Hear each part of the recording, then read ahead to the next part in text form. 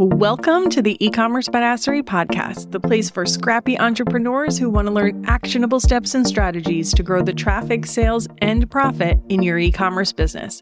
I'm your host, Jessica Totillo-Coster, a 20-year retail veteran and former brick-and-mortar boutique owner who spent 3 years as the only employee of a 7-figure online store.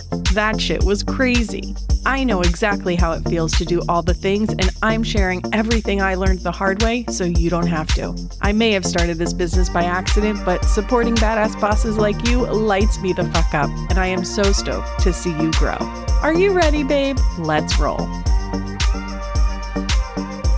Welcome back to the e-commerce Badassery podcast. I'm your host, Jessica Totillo-Coster. This is the last week of our 4-week yearly planning series where I walk you through my process for figuring out exactly what it is you should be working on in your business for the next 12 months. If you haven't yet listened to episodes 310 through 312, I recommend you do that and then come back to this episode. Now that you have a handle on what your goals are, it's time to map out your year. When it comes to making plans and to-do lists, if there's one thing that's common across every entrepreneur I know and every CEO I've ever worked with, it's that they can be a little unrealistic about what they can actually get done in any given period of time. My last boss, who was one of my favorite bosses ever, and I would work for him again in a heartbeat, had this flaw. He really did not have a full grasp on how long some things took to complete. I try not to hold it against him because pretty much every human is guilty of that, but it was a common issue among me and my coworkers. One of the biggest unlocks my lounge members have is when they're going through the yearly ops and marketing playbook, and I tell them they have to choose max 3 goals for the year, quarter, month, etc. Yes, 1 to 3. And of course, the monthly goal should lead them to the quarterly goals, and the quarterly goals should lead them to the yearly goals. But in every case, it's a max of 3 goals. The way I word it to them is, if I only accomplished these 3 things in my business, I'd be happy. I can't take credit for that positioning. I swiped it from the productivity planner. But the concept is an important one because it forces you to prioritize what is truly important in your business. The most common response I get is, no wonder I'm always so overwhelmed. I'm trying to do too much. And the truth is, most of us are. When we get really specific and focus on doing fewer things better, we make more progress. Recently, a lounge member posted in the group that in September, she saw year-over-year growth of 40% in revenue, 56% in gross profit, 12% in average order value, and a 19% decrease in customer return rate. Real quick, I know a decrease in customer return rate sounds bad, but in her case, it was a good thing. She's been much higher than the benchmark, meaning she didn't have enough new customers. So this was the decrease we were aiming for. So what did she do to realize this growth? At the beginning of 2024, she went through the yearly planner and made the somewhat counterintuitive decision to let social media fall by the wayside. As a one-woman show, to make the progress she wanted to make, something had to give, and social media was it. Instead, she focused on SEO, updating her email automations, and improving her product photography. For all of 2024, she posted on social media 5 times, and she still saw tremendous growth in her business. I promise you, doing less will make you more money. You might not realize those gains in the short term, especially if what you're working on takes time to have a measurable impact, for example, SEO. But those gains will snowball and start to compound, bringing you results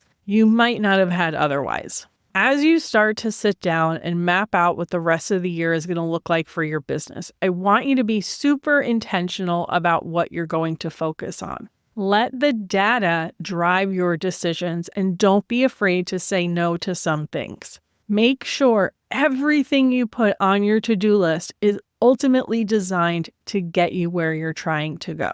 You'll also want to make sure you're intentional about when you're going to work on what, so that it lines up with when it can be most impactful for your business. For example, because SEO takes time to catch traction, a minimum of 3 to 6 months, it makes sense to do this earlier in the year so you can hopefully see some of the benefits by Q4. Want to be featured in holiday gift guides this year? Well, you need to start sending your pitches in June, July. Anything you need to do to be pitch ready, for example, updating photos, identifying who you're going to reach out to, etc., you'll want to make sure you pencil that in for Q2. What about email automation? If you know your email automations need a refresh, this is something you'll want to do sooner rather than later as well, so they're optimized for all of your marketing initiatives moving forward. Ultimately, as you work your way through your planning for the year, by the time you get to Q4, you shouldn't have anything on your to-do list other than what it takes to show up and market your business and sell your product during Q4. So no projects, okay? Once you've got your big goals mapped out, then it's time to get into the nitty-gritty and create the to-do list for each of your projects. You don't have to go through the to-do list process for your entire yearly plan, but you should do it at least a quarter at a time. And when it comes to creating this to-do list, I want you to get as granular as possible. The smaller and more focused each action step, the easier it will be to make progress and accomplish your goal. This concept is backed by science too. Every time you knock out one of those tasks, you'll get a dopamine hit that rewards you for that win, which will keep you excited to keep moving forward. I talk more about this in episode 41, Setting and Accomplishing Goals Like a Badass. If this is something you struggle with, definitely take a listen. All right, so what are your next steps? First, if you skipped any of the episodes in this mini-series, please go back and listen to them from the beginning. Take action after each episode versus binge listening to them. At this stage in the game, it's time to map out what you're going to focus on for each month. Lounge members, you already have a sheet for this in your yearly ops and marketing playbook. It's the tab called Year at a Glance. Going back to the holiday gift guide example, if we know that we have to be pitch ready by June or July, then we need to reverse engineer that to-do list. So you might say in April, you're going to do a photo shoot for the products you plan on pitching. In May, you're going to do the research for the publications you want to pitch. And then in June, you're going to send the actual pitches. Once you've got that high-level plan mapped out for the year, then you go into the nitty-gritty to-do list for each of your goals, and you can start with just Q1. Remember, this is where you're going to get really specific about every single task, so you can build momentum. As we move through the year, you'll want to check in on those goals every month and every quarter to make sure you're still on track. If life happens or something else throws a wrench in your plans, that's okay. You can just shuffle those goals around. Maybe you have to rejig things. Maybe you have to push something off until a later date. It's all good. This is to be expected. It's actually the main reason why I created the yearly ops and marketing playbook in a Google Sheet, so you can just shuffle things and make adjustments when you need to. If this is your first time making plans like this and you're starting to feel overwhelmed, take a breath. Focus on just planning one quarter at a time. Planning is not supposed to stress you out. It's supposed to do the opposite. If you find yourself getting stressed, it might be because you're trying to fit in too many things. Remember, go back to the idea of, if I only accomplish these 3 things during this time frame, that's 3 things per year, 3 things per quarter, 3 things per month, I would be happy. If you absolutely have to do more than those 3 things, that's a sign you need to hire more help. So think about that.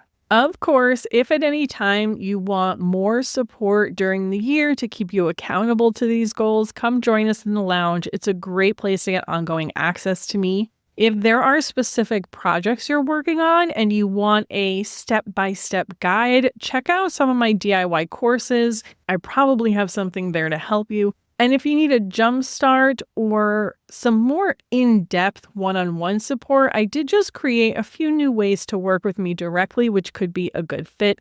I'll stick links in the show notes for all of those so you can see what's available. And that, my friends, is a wrap on this week's episode and our yearly planning mini-series, which I hope you enjoyed. As always, thank you so much for hanging out with me today, and I'll see you on the flip side.